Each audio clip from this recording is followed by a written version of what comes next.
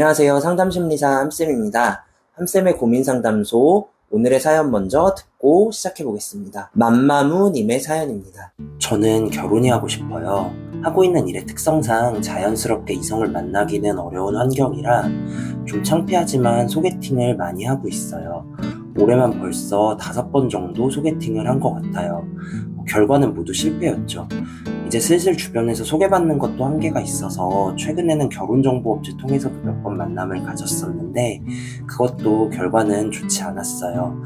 주변에는 창피해서 결혼정보업체까지 가입했다는 건 말도 못했어요. 생각해보면 만날 때마다 이미 잘 안 될 것 같다는 느낌이 왔었어요. 항상 어색했거든요. 소개팅에서 대화하는 게 너무 힘들어요. 소개팅 관련한 영상이나 팁들도 많이 찾아보고 주변에서 조언도 많이 듣는데 막상 실전에서는 머리가 새하얗게 돼버리는 것 같아요. 특히 공통점이나 취향이 안 맞으면 말을 이어나가는 게 너무 어려워요. 대화가 끊기고 오디오가 비면 막 불안해지고 긴장해서 그런지 표정이나 행동도 어색해지고 그게 다 티날까봐 긴장돼요. 소개팅을 이렇게 많이 하고 있는 것도 창피하고 힘도 들고 근데 결혼은 또 하고 싶고 막막하네요. 이런 저에게 조언해 주실 만한 거나 필요한 마음가짐 같은 게 있으면 말씀해 주시면 감사하겠습니다. 라는 사연입니다. 네, 이 사랑이라는 건 지난주에 포엠님의 사연에서 봤던 그 진로만큼이나 우리 삶에서 굉장히 중요한 부분이죠. 지금 사연 주신 맘마무님이 남성이신지 여성이신지도 모르겠으나 오늘 제가 할 얘기는 남자든 여자든 혹은 동성연애든 이성연애든 간에 모든 어떤 사랑과 연애, 소개팅 이런 거에서 통용될 만한 이야기들을 몇 가지 해보려고 합니다. 먼저 첫 번째로는 소개팅을 하고 계신 거 너무 잘하고 계시다는 말씀 먼저 드리고 싶어요. 어떻게 보면 내가 결혼을 하고 싶다라는 내가 원하는 바도 분명히 알아차리셨고 그걸 위해서 내가 할 수 있는 어떤 최선의 행동을 하는 거잖아요. 그러니까 나의 욕구를 알아차리고 그 욕구에 맞는 적합한 행동을 선택하고 그걸 계속 시도하고 노력하는 건 되게 당연한 거고 또 한편으로는 대단한 거기도 하거든요. 누군가는 내가 뭘 원하는지를 잘 알아차리지 못하는 사람도 있고 알아차렸다고 한들 그거를 충족시키기 위한 방법을 못 찾는 사람도 있고 또 누군가는 그 방법을 찾았음에도 그걸 위한 노력을 하지 않는 사람도 있는데 지금 맘마무님은 어쨌거나 내가 결혼을 하고 싶다라는 욕구를 알아차리고 지금 내가 자연스러운 만남을 하긴 어려우니 소개팅 혹은 결혼정보업체 이런 것들을 찾아서 나에게 필요한 방법을 찾고 그걸 위해서 계속 노력을 하고 계시다는 거잖아요. 이건 굉장히 잘하고 계신 거거든요. 근데 지금 이 사연에서도 되게 좀 창피하다라는 표현을 몇 번 쓰셔서 스스로 이렇게 하고 있는 거를 창피하지 마시고 좀 떳떳하게 생각하셨으면 좋겠다는 생각이 우선 듭니다. 네, 그 고민하시는 그 대화에 대한 얘기를 조금 해보죠. 많은 분들이 대화를, 특히 소개팅에서 대화를 할 때 막 공통점을 찾아보려고 되게 노력을 많이 해요. 아무래도 공통 관심사나 공통점이 있으면 좀 더 얘기를 쉽게 할 수가 있잖아요. 그래서 공통점들을 찾아보는데 그런데 정말로 아무리 찾아봐도 공통점이 아예 없는 경우도 있다는 거예요. 이게 아무리 찾아봐도 그런데 공통점이 없으면 야, 우린 이건 진짜 안 맞는 사이인가 보다라고 하고 그냥 마음을 확 접어버리는 경우도 있는 것 같아요. 단지 공통점이 없을 뿐인데 말이죠. 그런데요, 이제 공통점이 없다고 해서 이 둘이 꼭 안 맞는 사이라는 건 아니거든요. 예를 들어서 저랑 제 아내 연쌤 같은 경우도 둘이 진짜 취향이 안 맞아요. 저는 기본적으로 외부에서 막 돌아다니는 걸 좋아하고 아내는 완전 되게 내향적인 사람이란 말이에요. 집순이에요. 영화를 봐도요. 아내는 되게 외국 영화, 막 달달한 영화 이런 것들을 좋아하는데 저는 막 되게 웃기거나 일단 국내 영화 좋아하고 막 되게 잔인하고 이런 거 되게 좋아한단 말이에요. 이렇게 취향이 정말 안 맞는데도 저희 꽤 잘 살고 있거든요. 그러니까 이렇게 공통점이 없을 때는요. 내가 잘 모르는 거를 상대방이 알고 있거나 내가 잘 안 하는 걸 상대방이 하고 있다라는 거잖아요. 이럴 땐 조금 호기심을 가지고 여러 가지 질문들을 하셨으면 좋겠어요. 예를 들어서 외국 영화 같은 경우도 저는 별로 이렇게 좋아하지도 않고 잘 보지도 않지만 계속 질문하는 거예요. 외국 영화는 어떤 게 그렇게 되게 재밌어요? 이런 걸 물어볼 수도 있고 어떤 영화를 좋아하세요를 물어볼 수도 있고 그러니까 이런 식으로 내가 상대방과 공통점이 없다면 그 사람의 그런 부분들에 대해서 호기심을 가지고 여러 가지 질문들을 해보세요. 이 자체가 되게 재밌을 수 있어요. 왜냐면 우리가 잘 모르는 것들을 알아갈 때 되게 재밌잖아요. 예를 들어 새로운 곳을 여행하거나 할 때도 하나하나 알아가는 재미가 있잖아요. 이렇게 서로 알아가는 재미를 느끼는 것도 서로 관계가 가까워지는 과정일 수 있으니까요. 공통점이 없을 때는 호기심을 가지고 여러 가지 질문들을 계속 해보셨으면 좋겠습니다.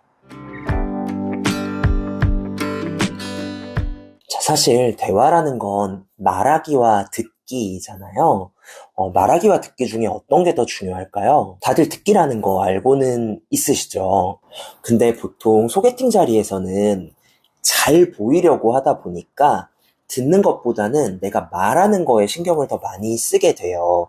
그러다 보니까 이 사람이 하는 말은 자꾸 잘 안 듣고 내가 무슨 말을 해야 할지, 어떻게 반응을 해야 할지, 내가 어떤 소재를 던져야 할지, 이렇게 자꾸 내가 내가 무슨 말을 할지에만 계속 신경을 쓰다 보니까 잘 듣지를 못한다는 거죠.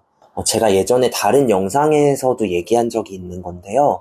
모든 사람은 자기 표현의 욕구라는 걸 가지고 있어요. 나를 표현하고 싶다라는 거예요. 사람은 누구나 이렇게 자기 표현의 욕구라는 거를 가지고 있어서 이 나의 자기 표현의 욕구를 충족시켜줄 수 있는 대상이 있다면 그 대상한테 당연히 호감을 느낄 수밖에 없다라는 거예요. 어린 아이들이 엄마를 좋아하는 이유도 마찬가지예요. 엄마는 내가 무슨 말을 하든 어떤 표현을 하든 엄마는 기본적으로 다 들어주거든요. 그러니까 자기 표현의 욕구를 채워준다라는 건 마치 식욕으로 치면 내가 배고플 때 나한테 먹을 거를 주는 사람 같은 거라는 거죠. 그래서 소개팅 자리에서도 잘 내가 어떤 말을 하는지도 중요하지만 이 사람이 어떤 말을 하는지를 잘 듣는 거에 조금 더 초점을 많이 맞추시면 더 도움이 될 수 있을 것 같아요. 그래서 이렇게 잘 듣는 걸 이제 경청이라고 하죠. 경청을 어떻게 하는 건지는 제가 따로 영상 올려놓은 거를 참고해 보시면 좋겠습니다. 소개팅 자리에서는 아무래도 상대방한테 되게 잘 보이려고 할 수밖에 없어요. 근데 이제 그 마음이 이제 크다 보니까 이런저런 것들을 막 많이 찾아본단 말이에요. 뭐 TV에서 막 연애 프로그램 같은 걸 막 이렇게 눈에 불을 켜고 보면서 어떻게 하나 이렇게 막 살펴보기도 하고, 막 심지어는 막 유튜브 같은 데서 소개팅 필승법 막 이런 걸 찾아보기도 하고, 막 주변에 뭐 연애 많이 한 친구한테 조언을 구하기도 하죠. 이게 어느 정도 그런 정보들을 수집하고 참조하는 건 좋지만 이걸 너무 많이 하다 보니까 소개팅 자리에 갔는데 막 할 게 너무 많은 거예요. 신경 쓸 게 너무 많아지는 거죠. 막 어디서 보니까 이런 데 가면은 막 의자를 빼주라고 했던 것 같은데 이거 빼줄까? 막 빼주는 게 또 어색해 보이진 않을까? 막 이런 버벅거림이 생긴다는 거죠. 평소 같으면 그냥 했을 것 같은 말도 이렇게 마음 안에서 버벅거림이 생기니까 더 어색해지고, 예를 들어서 막 흔히 말하는 드립을 한다고 해도 뭐 이게 자신 있게 해야 웃긴 건데 내가 이미 어색하니까 되게 어색한 드립이 나오고 당연히 재미도 없고 그런 일들이 생기는 거죠. 고기를 굽는데도 평소 같았으면 그냥 막 뒤집었을 텐데 이거 막 고기 못 굽는 사람으로 보이는 거 아니야? 뭐 막 이런 거 막 신경 쓰고 이러다 보니까 모든 행동이 어색해지고 막 컴퓨터로 치면 렉 걸린 것처럼 된다는 거죠. 그러니까 이런 식으로 검열을 자꾸 거치니까 힘들어진다는 거, 소개팅 자리에서 더 어색해진다는 거. 그러니까 사실은 소개팅에서는 너무 많은 정보를 찾아보고 가기보단 그냥 내가 아는 선에서 최선을 다한다라고 생각을 하시면 좋겠어요. 자, 여러분. 면접은요, 나를 좋은 사람으로 표현을 해서 상대방, 그러니까 면접관들한테 이렇게 선택을 받아야 하는 자리잖아요. 자, 그런데 소개팅은 면접이 아니죠. 소개팅은 있는 그대로의 나와 있는 그대로의 너가 만나서 우리가 있는 그대로 이렇게 만나도 괜찮을지를 서로 가늠을 해보는 자리잖아요. 그런데 많은 분들이 이 소개팅을 면접처럼 하려고 해요. 무슨 말이냐면 호불호 없는 모습, 극호의 모습만 보이려고 한다라는 거예요. 예를 들어서 웃긴 사람, 막 매너 있는 사람, 막 무슨 막 또 리액션이 좋은 사람, 이런 식으로 정말 각종 좋은 사람이 되려고만 한다라는 거예요. 그러다 보면 문제가 나를 보여줘야 되는 건데 내가 없어져 버린다는 거죠. 그러니까 내 매력이 뭔지를 고민하기보다 어떤 게 매력적으로 보일까에만 온 신경이 가 있다는 거예요. 그러다 보니까 어떻게 되냐면요. 뭔가 되게 매력적으로 보일 것 같은 걸 하기는 하는데 이게 되게 어색한 거예요. 예를 들어서 막 되게 비싼 막 몇백만 원짜리 명품 옷인데 하나도 안 어울리는 거예요. 그런 현상들이 생긴다는 거죠. 그러니까 소개팅을 뭐 하신다면요. 어떤 모습이 매력적으로 보일까를 막 찾아보는 것도 중요하지만 나에 대해서 조금 더 이해하고 내가 무슨 매력이 있고 어떤 장점이 있고 이런 것들을 조금 더 알고 이거를 어필할 방법들을 고민하시는 게 더 도움이 되지 않을까 싶습니다. 자, 함쌤의 고민상담소 오늘은 맘마무님의 어떤 소개팅과 관련된 사연을 가지고 이야기를 나눠봤습니다. 맘마무님처럼 소개팅 앞두고 좀 고민하시는 분들이 이 영상을 한번 좀 보고 소개팅을 하시면 조금 더 도움이 될 수 있지 않을까라고 생각을 합니다. 자, 오늘 영상은 여기까지고요. 함쌤의 고민상담소 통해서 이야기 나눠보고 싶은 고민이 있으시면 고정 댓글에 있는 링크로 신청해 주시면 감사하겠습니다. 긴 영상 끝까지 봐주셔서 감사합니다. 안녕.